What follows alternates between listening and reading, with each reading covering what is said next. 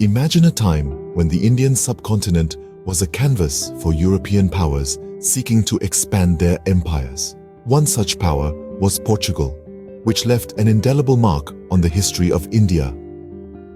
As we turn the pages of history back to the age of discovery, we find ourselves in the late 15th century. This was a time of exploration, a time when European nations were eager to expand their horizons and trade routes.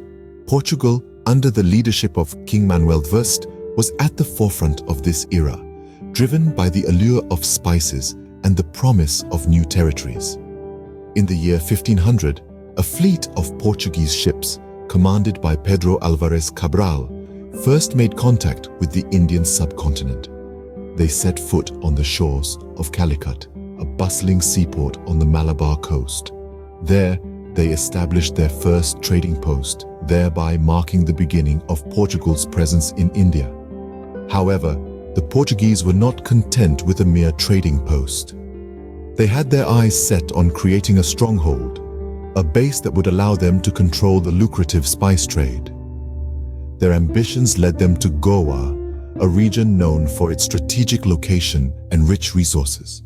In the year 1510, under the command of Admiral Afonso de Albuquerque, the Portuguese launched an attack on Goa, then under the rule of the Bijapur Sultanate. After a fierce battle, the Portuguese emerged victorious, and they established Goa as their first territorial acquisition in India. From this successful conquest, Goa became the capital of the Portuguese East Indies and the epicenter of Portuguese influence in the region. Its strategic location allowed Portugal to control the Indian Ocean spice trade, shaping the course of history not just in India, but across the world. This marked the beginning of a fascinating era of Portuguese rule in India, which would span over 4 centuries. The Portuguese rule in India was overseen by a series of governors, each leaving their own imprint on the history of the region.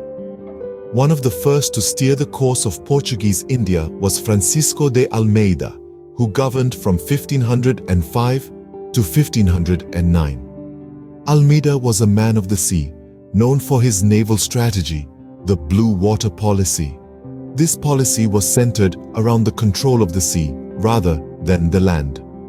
Almeida believed in securing the Indian Ocean as a Portuguese lake and establishing dominance through naval supremacy.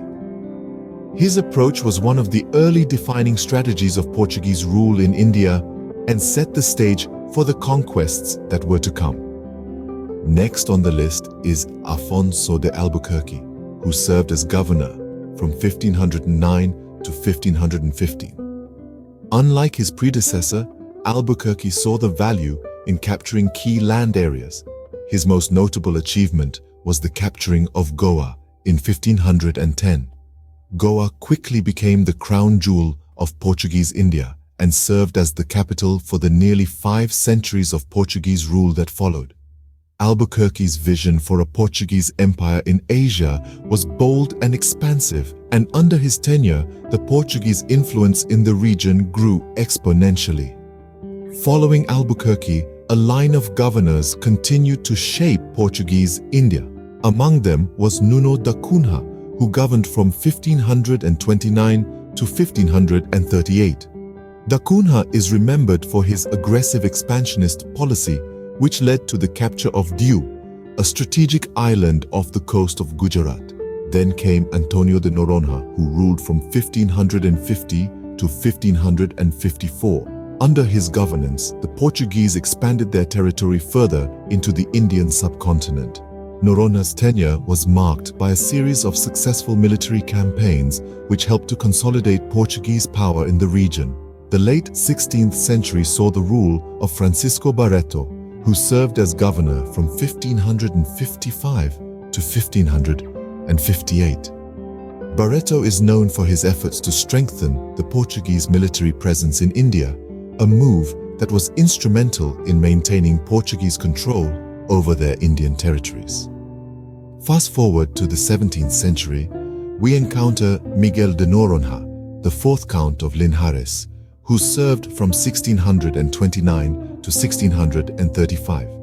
His governance was marked by a strong emphasis on fortification and defense in response to the growing threat from other European powers in the region. In the late 17th and early 18th centuries, the Portuguese faced increasing challenges from the Dutch, English and Marathas. Governors like Caetano de Melo de Castro and Luís de Mendonça Furtado e Albuquerque worked tirelessly to protect Portuguese interests during these tumultuous times, fortifying defenses and negotiating treaties. By the 19th century, Portuguese India had become a shadow of its former self, with the British East India Company dominating the subcontinent.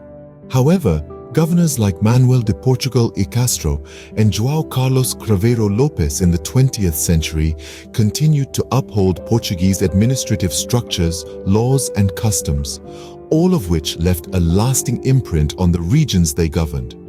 The last governor of Portuguese India was General Manuel Antonio Vassallo e Silva, who served from 1958 to 1961. His tenure ended with the annexation of Goa by India, marking the end of over 4 centuries of Portuguese rule. Through the reign of these governors, the Portuguese influence in India continued to grow and evolve, shaping the region in ways that are still evident today. Like all great empires, the Portuguese rule in India eventually came to an end. The decline of Portuguese influence in India was a drawn-out process, spanning over centuries. The once mighty Portuguese empire that held sway over the Indian subcontinent began to wane, and the tides of power started to shift. The last governor to hold the reins of Portuguese India was Manuel Antonio Vassallo e Silva. His tenure, from 1958 to 1961, was marked by a steady erosion of Portuguese control. Vassallo e Silva found himself at the helm during a pivotal moment in history, tasked with the responsibility of overseeing the final days of the Portuguese rule in India. In the backdrop, India was steadily gaining momentum in its quest for territorial consolidation. This culminated in the historic event of the Indian annexation of Goa in 1961. The Indian military action, known as Operation Vijay, led to the end of more than 400 years of Portuguese rule in India. Vassallo e Silva, the last Portuguese governor, witnessed the fall of the empire he was tasked to govern. His rule ended not with a whimper, but with the loud proclamation of a new era, an era of Indian sovereignty over Goa. This marked the end of an era, closing the chapter on Portuguese rule in India.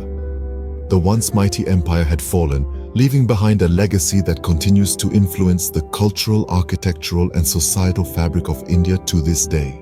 The Portuguese rule in India was a significant period in the history of the subcontinent. We've journeyed through the dawn of this era, the individuals who held the mantle of governance, and the eventual conclusion of this chapter in history. Each governor left their mark, shaping the course of the region. The Portuguese reign may have wrapped up, but the echoes of their influence and the imprints of their legacy still resonate. While the Portuguese rule in India has ended, its influence and legacy continue to be felt in the region to this day.